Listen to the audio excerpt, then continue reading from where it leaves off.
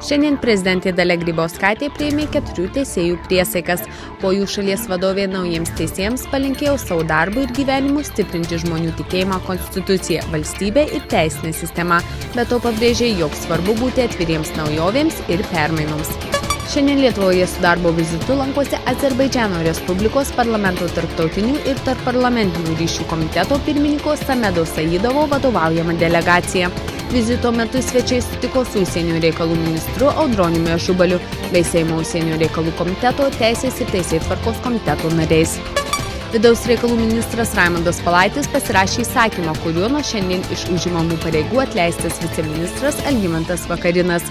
Komentuodamas tokį poelgį, ministras teigė, esą pasirinkęs kitą politinę kryptį, viceministras prarado politinį pasitikėjimą.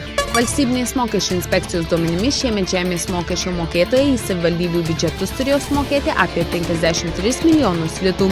Pasak valstybinės mokesčių inspekcijos atstovų, didžiąją dalį žemės mokesčio mokėtojų mokėtina suma nesiekia 50 litų. Tokių visoje šalyje yra apie 320 tūkstančių, kitiems priskaičiuotos sumos yra kiek didesnės. Nedarbas šalyje sumažėjo 0,5%. Lietuvos darbo biržos duomenimis šių metų spalio 1 dieną šalies teritorinėse darbo biržose buvo registruota per 300 tūkstančių bedarbių, arba per 14% visų šalies darbingo amžiaus gyventojų.